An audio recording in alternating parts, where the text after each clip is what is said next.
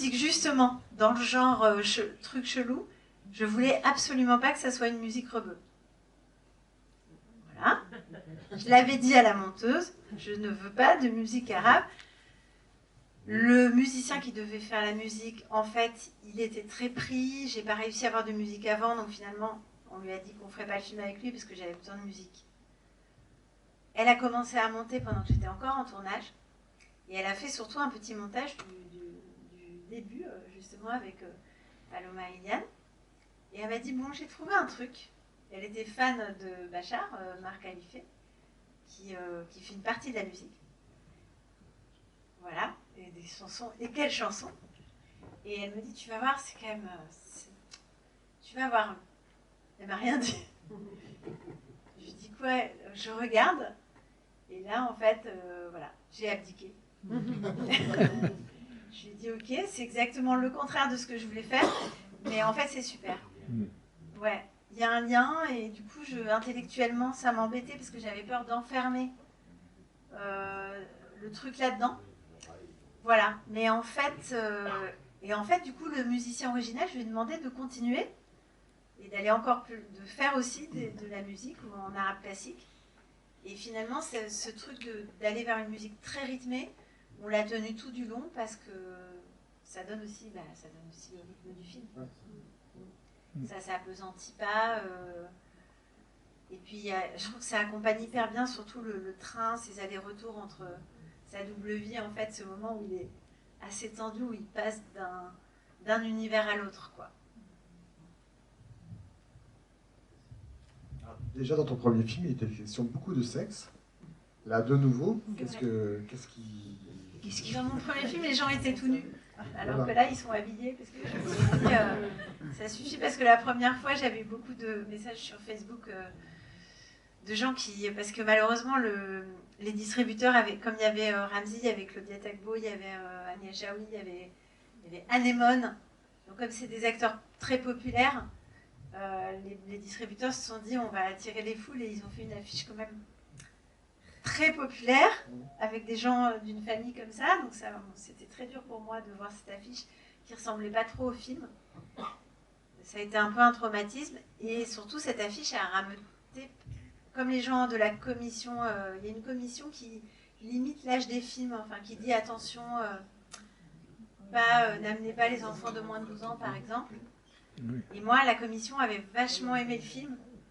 Franchement, c'était un film prude, mais qui parlait de sujets pas familiaux, parce qu'il y avait une histoire d'abus sexuels dans le film et tout ça. Donc il y avait une histoire dramatique finalement. Mais les scènes de sexe étaient plutôt comiques. Elles n'étaient pas... Sauf qu'il y a plein de gens qui sont venus en famille voir le film et qui ont mis sur Allociné que c'était un film pornographique, avec du sexe toutes les 5 minutes. Et je l'ai très mal vécu. Parce que pour moi, c'était un peu du sexe ludique. Mais oui, je suis un peu obsédée. C'est ça que tu voulais me faire dire? Non. Ça s'appelait je suis à vous tout de suite. Oui, c'est vrai. Non, mais c'est vrai que j'aime bien parler de ça, parce que le cinéma ou les films, enfin moi je crois que c'est fait pour parler aussi des trucs dont on ne parle pas d'habitude. C'est fait pour être un dans peu... une famille maghrébine, j'imagine que c'est aussi ça qui... Oui, mais dans toutes les familles, je pense. Voilà. C'est dur de parler de ce genre de choses avec ses enfants. Maintenant, je suis maman, donc je sais que c'est... Je croyais être moins prude que mes parents, mais j'ai du mal, hein, j'essaye de faire mieux. J'ai du mal. Donc je pense que ces trucs-là, c'est dur. Et moi, dans les films, tu leur j'aime bien. montres des films? Oui, je leur montre des films, par contre. Mais pas pornographiques. Oui, je leur montre des films, ouais. Je leur montre des films, mais je trouve que de toute façon, c'est difficile. Et que moi, j'ai été élevée dans une famille puritaine. Et que j'avais envie de parler de ça, parce que du coup, le rapport à la sexualité est toujours un peu coupable. Donc à partir de là, quand on est là-dedans petit, ça nous accompagne toute la vie et on a envie de provoquer un peu là-dessus.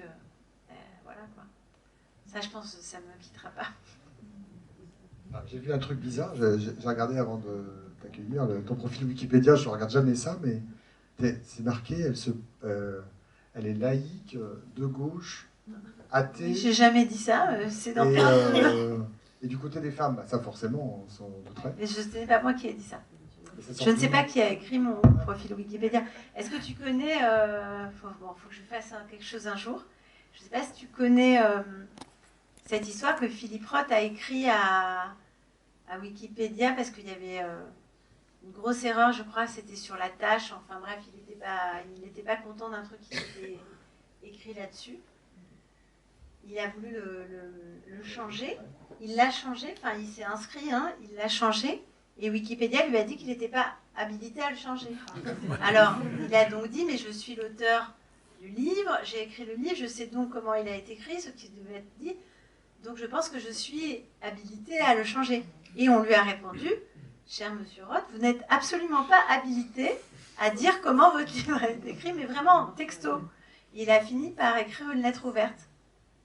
Parce qu'en fait, il fallait qu'il y ait un certain nombre de gens, sachant qu'à Wikipédia, et sur beaucoup de sujets, il y a des gens qui répètent des trucs qui ont été écrits par des gens qui n'ont pas rencontré la personne, qui ont répété un truc qui a été écrit. Donc je ne sais pas pourquoi j'ai dit ça, mais pourquoi pas. C'est pas pire qu'autre chose, mais j'ai jamais dit ça. Du côté des femmes. Du côté des femmes. Tu me vois dire... Je suis du côté des femmes. Alors on a oublié un personnage quand même qui est assez étonnant, c'est Lys Salem, qui est aussi metteur en scène, qui est le Koh-Lanta man. Ce personnage est hallucinant, comment tu l'as écrit. J'ai rencontré quelqu'un qui avait... Enfin, j'ai rencontré quelqu'un qui avait rencontré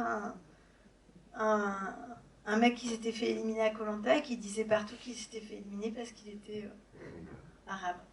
Mais après avoir écrit. Après l'avoir réalisé même. Donc je pense que ça existe. Et il y en a même plusieurs qui ont été éliminés à cause de ça, apparemment. Donc je sais pas. Non, je suis fan de Koh-Lanta. De force, parce que mes enfants ont regardé et je me suis dit, bah, c'est quand même ahurissant comme truc. Je savais même pas que ça existait et je suis devenue un peu genre fascinée. Et je suis fan de Lys Salem, qui sait très très bien jouer qui arrive à jouer quelqu'un d'un peu, a priori un abruti, mais en fait de l'incarner avec beaucoup d'amour, qui fait que tout ce qu'il fait est sincère. Et pour moi, c'était un autre versant de Youssef comme un frère. Enfin voilà, ce mec qui a vraiment envie d'exister justement par son origine, qui a envie d'exister pour que les siens soient fiers de lui, qui a envie d'exister pour exister aussi, qui n'a pas cet égocentrisme qu'a Youssef d'exister parce qu'il est auteur, lui il veut juste exister finalement. Et j'aimais bien cette idée de créer un personnage qui est un Youssef qui écrit des romans, qui écrit des personnages romanesques, et un Rachid qui est un personnage lui-même, c'est-à-dire qui fait de sa vie un personnage. C'est un vrai... donc, quelque part, il penche un petit peu vers la balance de la fiction. C'est quasiment bigger than life, mais en même temps, il y a des gens comme ça dans la vie qui font de leur vie un festival, et voilà. C'est un personnage dans une histoire vraie. On sent qu'il s'est vraiment éclaté. Oui, c'est vraiment éclaté. Et il sentait vraiment le monoeil. Je vais en témoigner.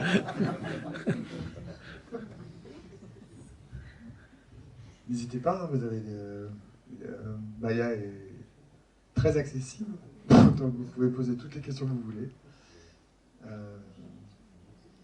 Qu'est-ce qu'on n'a pas abordé encore? Il y a plein de choses. Du quoi? Non, si, il y a plein de choses, mais là, il fallait pas forcément que ce soit un milieu littéraire, en fait, que tu devais décrire, ou tu as pensé à d'autres milieux, en fait? Pas forcément. Enfin, j'ai pensé très vite au milieu littéraire parce que je pensais beaucoup à Philippe Roth. Ouais.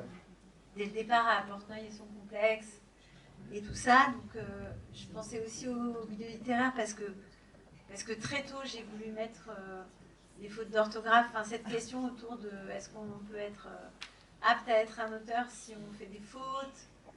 Enfin, ce rapport aussi de classe, quoi. À quel moment on peut se sentir intellectuel ou pas. Moi, je pense que c'est un truc qui me touche parce que je n'ai pas fait d'école de cinéma, j'ai un peu un complexe de ça.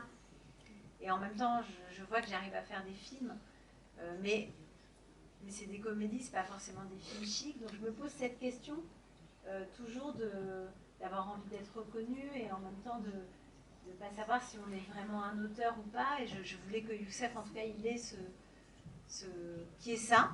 Et puis je voulais aussi qu'il y ait ça par rapport au père, parce que je sais pas, c'est un truc que je vois qui me révolte depuis longtemps. Je sais pas, par exemple, quand il y a un Italien, un Anglais, enfin moi j'adore les accents. J'adorais le cinéma français quand il prenait des étrangers, des Allemands, des Italiens, des Anglais, et on avait tous ces accents dans les films français. Donc je suis amoureuse des accents aussi, des accents du Sud, l'accent du Sud-Ouest, l'accent du Nord. Je trouve qu'il n'y a pas assez d'accents. Et évidemment, les accents, ils drainent tout de suite des a priori, une énergie. D'ailleurs, c'est ce qui a fait le succès de Bienvenue chez les Ch'tis, c'est que oui, bon, quand on a un accent ch'ti, on est tout de suite catalogué. Et c'est vrai que moi, en tout cas, j'ai toujours ressenti que c'est tellement beau un Italien qui dit non, non, c'est pas vrai. Et là, on l'adore et c'est forcément c'est un intellectuel, non. Et puis, si tu as un arabe ou un noir, ou voilà, toutes les. Enfin, je sais pas comment dire, toute personne qui vient, ou un philippin, ou je sais pas quoi, là, tout d'un coup, l'accent, il est un peu. C'est quelqu'un qui lit pas des livres. Et moi, je me suis rendu compte moi-même que quand j'étais adolescente, je précisais aux gens que mon père lisait des livres. Je m'en suis rendu compte comme je trouvais ça bizarre un jour, je me suis entendue le dire.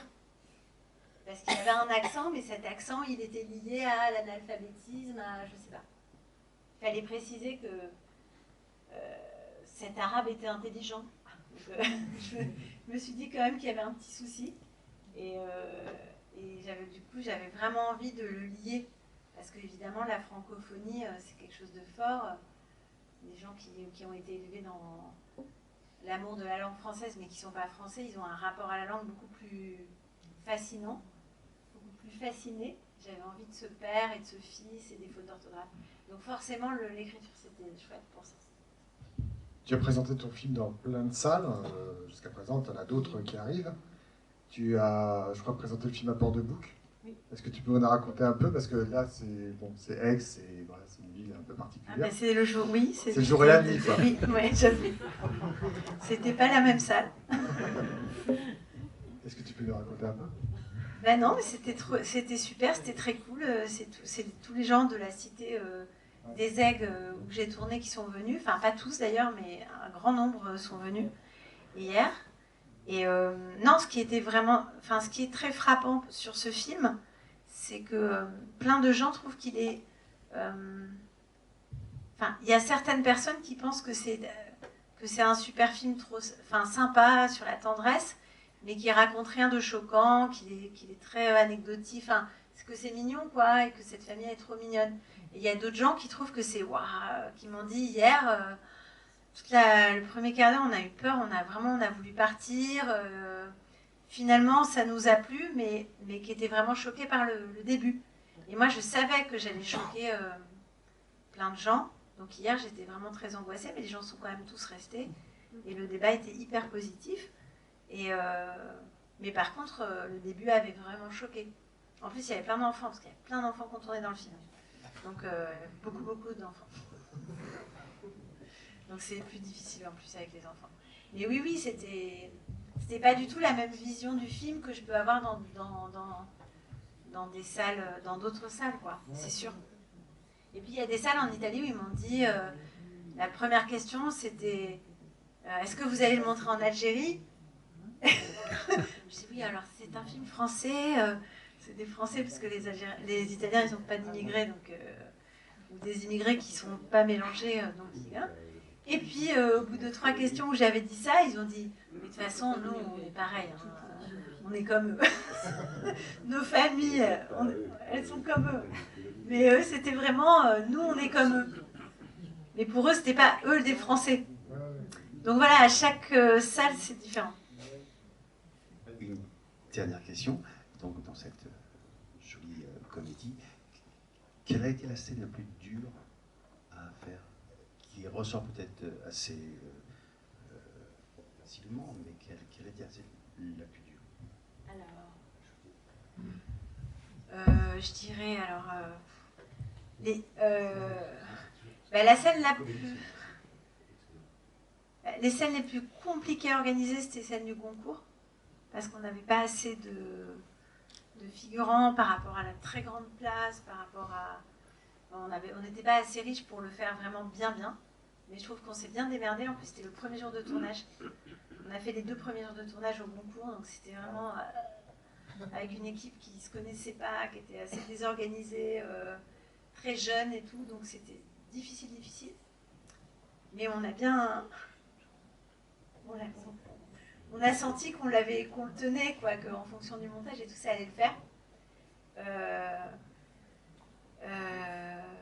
Les scènes d'amour, la scène de la piscine était très difficile parce que Ramzy est très très pudique. Les scènes avec les enfants, moi, m'angoissaient beaucoup et finalement étaient très faciles à faire, mais c'était... avant, je m'en faisais tout un monde. Il y avait une scène qu'on a coupée parce que justement, je voulais pas les voir... Alors, ils s'embrassaient pas vraiment, on était restés quand même très pudiques, mais il était sous-entendu quand elle lui ouvrait la porte. À un moment, il y avait un espèce de plan où ils étaient dans le lit tous les deux et on comprenait qu'il s'était passé quelque chose. Et ce plan, je l'ai coupé justement pour qu'on ait un peu de frustration et qu'on ait envie qu'ils se retrouvent plus tard, mais c'était un très joli plan et je pense que, je sais pas vous, mais moi, je m'en faisais tout un monde, par exemple. Et après, il y a des scènes à laquelle je tenais beaucoup, qui était la scène de dispute entre les frères et sœurs dans la cuisine. J'avais plus qu'1 heure pour la tourner. J'ai tourné en 1 heure et c'est ma scène préférée. Mais voilà, après j'adore les scènes dans une cuisine qui fait... Ça faisait 1 mètre comme ça de largeur et 3 mètres de longueur. Et c'est génial parce qu'on avait une caméra scope, donc avec un objectif énorme, très lourde, à l'épaule. Et une scène comme ça, c'est génial parce qu'il n'y a pas de fioriture, on est obligé de... Il faut juste que les comédiens ils soient en place. Et c'est bien parce qu'on ne se prend pas la tête et on la tourne et ça marche. Tu peux parler de la scène la plus dure? Quand j'avais lu le scénario, il n'y avait pas trop cette scène qui nous avait été expliquée, donc on l'a su après pendant un coaching. Je sais qu'avec Ilan, on était très timide, donc ça nous a un peu stressés. Mais bon, après, il y a Casmine qui nous a mis très très à l'aise. Et puis même les gens sur le tournage, ils étaient super sympas. Il n'y avait pas beaucoup de gens dans la chambre où on tournait, donc on était vraiment 3. Et finalement, c'est très très bien passé. Ouais. Oui, c'est vrai qu'on a... Enfin, c'était bien pour moi parce que quelque part, ça allait dans le truc. Je voulais que le film il soit à tout public. Je voulais tourner avec des jeunes gens qui ne soient pas gênés. Je voulais en même temps que ça soit un peu scandaleux, mais pas gênant pour les uns et pour les autres, mais un tout petit peu provocateur quand même. Donc en fait, c'était tout un truc à réfléchir à l'avance pour savoir comment on va faire. Et j'aimais beaucoup parce que ça a amené un truc comme on avait dans les années 50 aux États-Unis ou 40 où on pouvait pas, les baisers devaient pas durer, il fallait sous-entendre. Et puis je pensais beaucoup, je sais pas, à Truffaut, ou les scènes les plus érotiques, c'est une main sur un bas et d'essayer de se dire comment être... Ramzy, il veut pas être nu. Là, moi, déjà, j'ai eu torse nu, c'était déjà foufou. Il voulait que sa mère, sa fille, sa sœur, tout le monde puisse regarder le film sans être gêné. Donc, c'était très limité, mais pour moi, c'était assez excitant parce qu'avant, j'avais tourné justement avec des gens qui acceptaient d'être à poil et donc on faisait de la comédie à être à poil. Mais là, je trouvais ça super chouette. Au contraire, de chercher à ne pas montrer, et ça allait dans le bon sens, quoi. Donc voilà, tous les plans, par exemple, j'adore quand elle lève sa jupe, voilà, on voit jamais ce qu'il y a sous la jupe, il n'y avait rien sous la jupe, t'avais un short, je crois, mais lui, il fait une tête pas possible, donc on imagine des tas de trucs, et donc ça vient de tout le cheminement aussi, donc j'ai parlé pendant 1 heure, pareil, sur la masturbation, il était comme ça, il faisait ça sur son ventre et puis il a appris avec la coach à se lâcher, à jouer un peu le truc, mais c'était comme un espèce de jeu assez ludique, mais très flippant pour moi, pour lui, pour tout le monde. Et à la fin, quand on le fait, je voulais surtout pas le traumatiser et tout, mais au final, je pense qu'il a répété beaucoup plus que ce qu'il a fait où il était super prêt, que ça s'est super bien passé. Mais moi, j'ai quand même passé des heures avec le médecin, j'ai fait des mails des dessins. J'ai parlé avec le médecin de la DAS, parce que la DAS, enfin c'est pas la DAS, c'est la DASE, il y a une commission et on doit faire attention aux enfants, donc on ne doit pas les choquer, donc il faut expliquer exactement ce qu'on fait. Et donc c'était assez passionnant, parce que je disais, voilà, je vais filmer à partir de là, je vais faire ça, je vais faire un truc. Et du coup, on n'est pas là pour choquer des enfants, comme pour traumatiser des enfants. Moi, j'avais une question